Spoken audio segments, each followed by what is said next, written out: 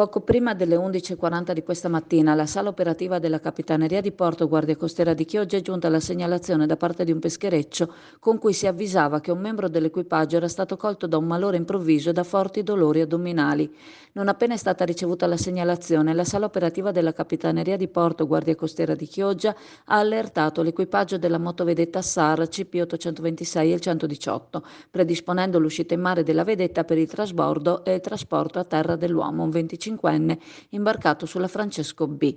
Contemporaneamente sono stati fatti vari tentativi per mettere in contatto il peschereccio con il personale medico del CIRM, Centro Italiano Radiomedico. Il peschereccio è stato raggiunto dalla motovedetta a circa 10 miglia nautiche al traverso del porto di Chioggia alle 12:16, provvedendo al trasbordo del marinaio trasportato alla banchina d'ormeggio in piazza Vigo. Qua si è presa carico del trasporto fino all'ospedale una pattuglia della Capitaneria, in quanto le ambulanze erano impegnate in altri interventi. All'ospedale, ad attendere il marittimo, c'era la madre. L'uomo è stato quindi affidato alle cure del personale sanitario. Eventi simili, che si concludono con operazioni svolte come da manuale, fanno pensare alle situazioni in cui le cose potrebbero non andare così lisce. Basti pensare alle paratoie del Mose sollevate e al dover svolgere una simile operazione in questo contesto, senza la possibilità di usufruire delle conche di navigazione attraverso le quali si procederebbe comunque con troppa lentezza. Si tratterebbe di una situazione di vera emergenza per l'impossibilità di prestare soccorso in tempi congrui via mare. Si deve pensare seriamente a gestire operazioni di soccorso tramite elicottero, in grado di percorrere distanze in breve tempo senza la preoccupazione di trovare ostacoli nel percorso. Sono ipotesi già ventilate, andrebbero stilati dei protocolli d'emergenza in grado di contemplare anche questa eventualità.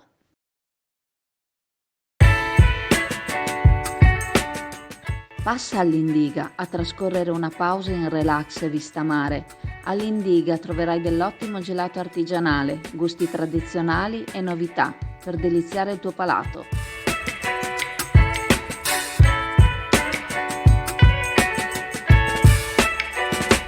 Indiga a Sottomarina ti aspetta.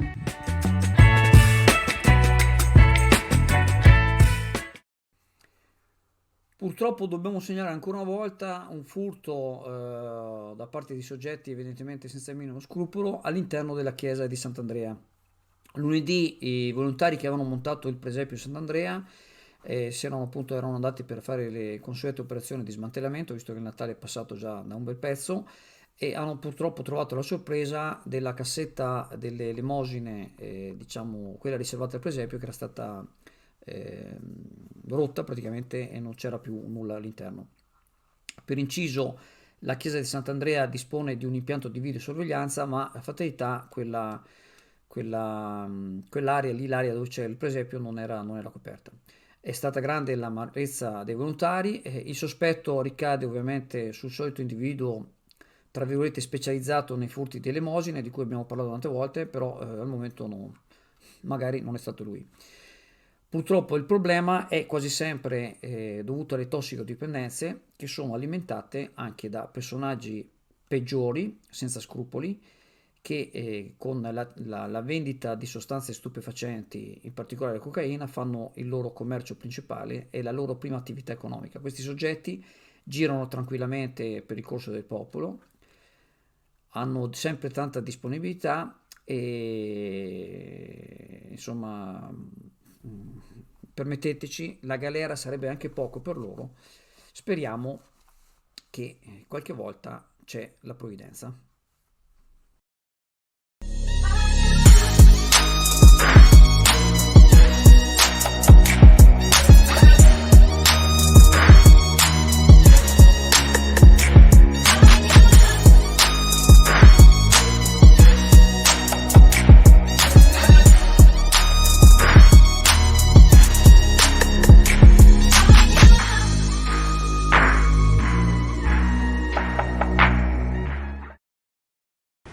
Questa mattina siamo qui in Canalvena che è sempre un rifiorire di attività. Qui abbiamo un grande rappresentante che è Diego Ardizon del bar lì, la ciccheteria Fisolo, che controlla, sembra che sia in funzione di controllo questa mattina, o sbaglio? Ha una coincidenza e soprattutto una bella notizia, perché vediamo gli operatori che stanno ripristinando una parte di Riva Vena, in questo caso il Ponte Scarpa, ed è parte del bilancio partecipativo che poi vedremo sistemare, diciamo, quello che è il passamano che arriverà. Anche il passamano? Sì, sì, proprio perché la zona è frequentata da tanti anziani ed è importante che ci sia un contributo anche per fare il ponte. Ma non solo qui, è un'idea questa la nostra, che però è stata presa dall'amministrazione. No, è giusto perché effettivamente stiamo diventando velocemente tutti anziani e quindi è meglio. No, ma è una questione di sicurezza, di essere anche al passo anche per le barriere architettoniche. No, va bene, bene, infatti siamo sorpresi, felici, caspita, questa amministrazione si sta dando molto da fare, siamo molto contenti, sorpresi, una velocità molto bene, molto bene.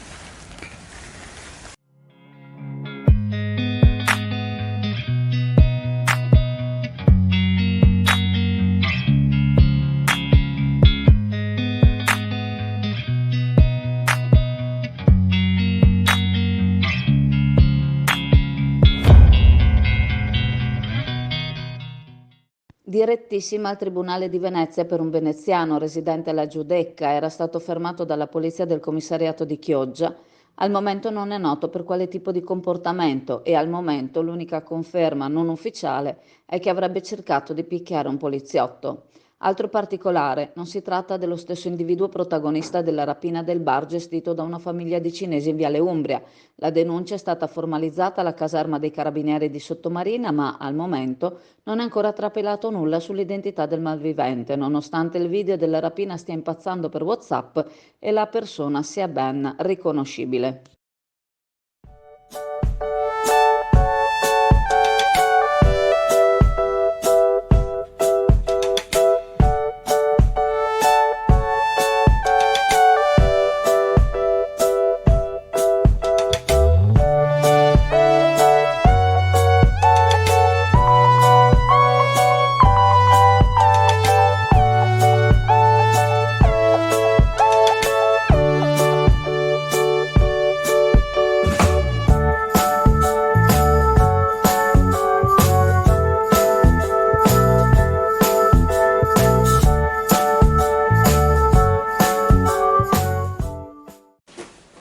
Dunque, 2 giorni fa, se non sbaglio, sulla stampa è venuto fuori un intervento del presidente della regione Luca Zaia, che ovviamente è d'accordo della Bolkestein, però è preoccupato per gli operatori.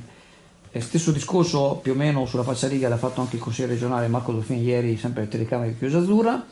Sappiamo che, tra virgolette, è la solita minestra, ma il mese è finito, abbiamo solo oltre 11 mesi avanti, a fine dicembre ci deve essere per forza il bando, le concessioni balneari vanno all'asta.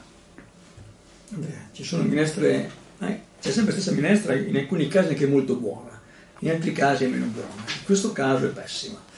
Nel senso che Andrea, il problema delle concessioni l'abbiamo detto credo 1000 volte, questo è 1001, c'è un dato certo, Andrea, che la scadenza dell'efficacia e dei titoli concessori, la verità, è al 31 dicembre 2023.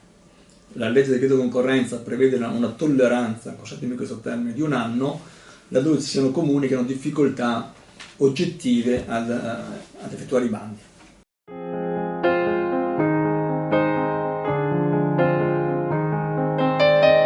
Alla cartoleria Pegaso trovi il 30% di sconto su tutte le fustelle Sizzix originali e compatibili, alte per feltro e panolenci, basse per carta, cartoncini e gomma Eva. Prima passi in negozio, più scelta hai. Ti aspettiamo alla Pegaso.